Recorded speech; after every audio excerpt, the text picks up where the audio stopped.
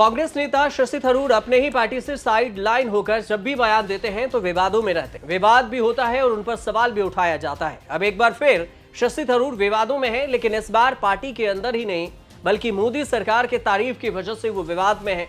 22 अप्रैल को हुए पहलगाम में आतंकी हमले के बाद मोदी सरकार लगातार एक्शन ले रही है और साथ ही सवालों के घेरे में भी। विपक्ष पाकिस्तान के साथ एक्शन लेने के लिए मोदी सरकार के साथ खड़ी जरूर है, लेकिन साथ में कई सारे सवाल भी दाग रही है, जिसका जवाब विपक्ष मोदी सरकार से मांग रही है, पूछ रही है, जानना चाहती है। अब पहलगाम आतंकी हमले को लेकर कांग्रेस, समाजवादी पार्टी समेत तमाम विपक्षी दल इंटेलिजेंस फेल्योर पर सवाल उठा रहे हैं।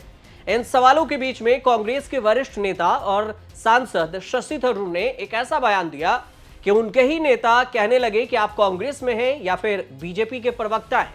तो आखिर ऐसा क्यों कहने लगे, ये पूरा मामला क्या है, आपको इस वीडियो में समझाते हैं। दरअसल पहलगाम हमले को लेकर शशि थरूर का कहना है कि जाहिर है कि पूरी तरह से पुख्ता खुफिया जानकारी नहीं थी, जरूर कुछ फेल्योर हुआ है। उन्होंने आगे ये भी कहा, लेकिन हमारे पास इजराइल का भी उदाहरण है जिनके इंटेलिजेंस एजेंसी को दुनिया में सबसे पावरफुल माना जाता है और ये सभी मानते हैं कि उनके पास सबसे आधुनिक तकनीक है। शशि थरूर का कहना है कि किसी भी देश के पास कभी भी 100% पुख्ता खुफिया जानकारी नहीं होती है। बस इसी बयान को लेकर विवाद हो गया। शशि थरूर का बयान सुनिए पहले। Look, as far as intelligence failure is concerned, it's obvious that there was not foolproof intelligence. Obviously, there was some failure, but the question is whether the inevitable investigation that is required should be the priority now or whether a credible response should be the priority now. In due course, there will have to be an investigation by the government, because it's the government's own responsibility to fix accountability and figure out what happened. We too should first see the present crisis through, and then definitely there should be an accounting. But I don't expect at any time now or in the future that any country will ever have 100% foolproof intelligence. Shashi Tharoor के इसी बयान को लेकर विवाद है और अपने ही party के नेताओं से घिरते जा रहे हैं शशि थरूर। कांग्रेस पार्टी के नेता हैं उदित राज। उदित राज का शशि थरूर पर कहना है कि शशि थरूर से हम कुछ पूछना चाहते हैं कि क्या वह कांग्रेस पार्टी से हैं या बीजेपी से, क्या वह सुपर बीजेपी के प्रवक्ता बनने की कोशिश कर रहे हैं। थरूर को बीजेपी से पूछना चाहिए कि आखिर सरकार पीओके को कब वापस ले रही है, या फिर वे बीजेपी की तरफ से वकालत करना शुरू कर चुके हैं।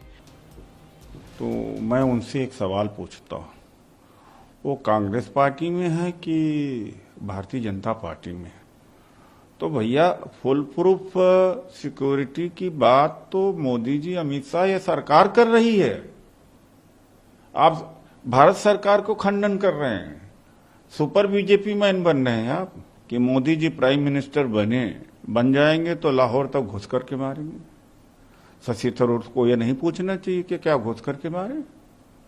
शशि थरूर को यह भी पूछना चाहिए कि कांग्रेस या यूपीए सरकार पीओके नहीं ले पाई, इसी पर बीजेपी घेरती है, तो शशि थरूर को पूछना चाहिए कि पीओके कब ले रहे हो आप।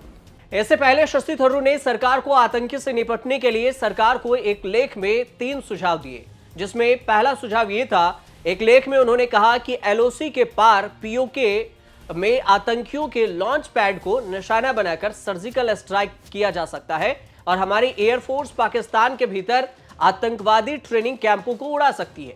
उन्होंने ये भी लिखा अपने लेख में कि एक संभावना बालाकोट से बड़े हवाई हमले की है। दूसरी बात है, पाकिस्तान में आतंकवादियों के ठिकाने और उनके आकाओं पर टारगेट मिसाइल अटैक किया जा सकता है। और तीसरा ऑप्शन यह है कि पहले के ऑप्शन में केवल थल सेना, वायु सेना का जिक्र है, भारतीय वायुसेना का जिक्र है, लेकिन नौसेना का जिक्र नहीं है। तो नौसेना से इस बार अटैक किया जा सकता है। इसके अलावा सरकार द्वारा सिंधु जल संधि रद्द किए जाने के बाद पाकिस्तान पीपुल्स पार्टी के प्रमुख हैं बिलावल भुट्टो जरदारी। उन्होंने कहा था कि नदी में या तो पानी बहेगी या फिर खून। इसके जवाब में शशि थरूर का कहना हुआ कि राष्ट्र इसकी मांग कर रहा है और इसकी उम्मीद कर रहा है। कोई नहीं जानता कि यह क्या होगा, यह कहां होगा या फिर कब होगा, लेकिन मुझे विश्वास है कि कुछ प्रतिक्रियाएं होंगी। यह सिर्फ भड़काऊ बयानबाजी है। अगर खून बहेगा तो यह संभवतः हमारी तुलना में उनके तरफ से ज्यादा बहेगा। उन्होंने यह भी कहा कि पाकिस्तान के खिलाफ हमारी कोई साजिश नहीं है, लेकिन अगर वो कुछ करते हैं तो उन्हें जवाब के लिए तैयार रहना होगा। मोदी ने और उनकी हुकूमत ने ऐलान किया कि अब वो ये मुआहिदा नहीं मानते। और मैं सखर में इसी सिंधु दरिया के साथ खड़े होके भारत को कहना चाहूंगा कि सिंधु हमारा है और सिंधु हमारा रहेगा। या इस दरिया से हमारा पानी बहेगा या उनका खून बहेगा। Look, there is all this inflammatory rhetoric. The Pakistanis have to understand that they cannot kill Indians with impunity. It's as simple a message as that. You want to leave your life in peace, we will not bother you, we will leave you in peace. We have no designs on Pakistan. We don't want to do anything to the Pakistanis ourselves, but if you do something to us, then be prepared for a response. I think that message is very clear. They can say what they like, and if blood is going to flow, I'm sorry to say it will flow possibly more on their side than on ours. अब आपको यह भी बता दें कि शशि थरूर को लेकर आए दिन बयानबाजी होती रहती है और कई विवाद भी सामने आए हैं। हाल में शशि थरूर ने मलयालम भाषा में एक पॉडकास्ट दिया। इस पॉडकास्ट में उन्होंने कहा था कि अगर कांग्रेस को मेरी सेवाओं की जरूरत नहीं है तो मेरे पास कई और भी ऑप्शन उपलब्ध है, विकल्प हैं। इसके बाद ऐसा लगा था कि शशि थरूर कांग्रेस पार्टी छोड़कर बीजेपी या किसी अन्य पार्टी में जा सकते हैं। अब हाल के वर्षों में कई बड़े कांग्रेसी नेता पार्टी छोड़ चुके हैं। उनमें से ज्यादातर बीजेपी या उनके सहयोगी पार्टी में शामिल हो गए। इनमें ज्योतिरादित्य सिंधिया हैं, जितिन प्रसाद हैं, मिलिंद देवड़ा हैं जैसे नेता हैं जो गांधी परिवार के करीबी माने जाते थे और उन्होंने भी पार्टी छोड़ दी। वहीं हेमंत विश्व शर्मा, कैप्टन अमरिंदर सिंह जैसे वरिष्ठ नेताओं ने भी कांग्रेस की अंदरूनी राजनीति से निराश होकर पार्टी छोड़ दी है। अब हजारों ऐसे कार्यकर्ता भी हैं जिनका नाम शायद किसी को याद भी ना हो, कांग्रेस के खास रहे लेकिन अब नहीं है, छोड़कर चले गए। लेकिन शशि थरूर का मामला इससे कुछ अलग है।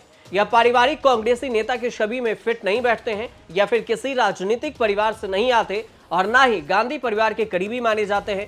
ना ही उन्होंने पार्टी के अंदरूनी तंत्र में जगह बनाने की कोशिश की और वह एक अलग थलग नेता रहे। एक पढ़े लिखे भी हैं, मेहनती भी हैं, काबिल भी हैं और उन्होंने संयुक्त राष्ट्र से लेकर भारतीय राजनीतिक तक का सफर तय किया है। लेकिन तमाम आलोचनाओं और विवादों के बावजूद शशि थरूर लगातार 4 बार तिरुवनंतपुरम से सांसद रह चुके हैं और शायद यही वजह है कि शशि थरूर कांग्रेस के लिए केरल में एक बेहतरीन विकल्प साबित हो सकते हैं और इसीलिए कांग्रेस पार्टी से साइडलाइन होकर भी कांग्रेस में ही डटे हैं शशि थरूर। अब उनके बयानों को लेकर आगे क्या कुछ होगा ये आने वाले समय में ही पता चलेगा। फिलहाल आप देखते रहिए न्यूज़ तक।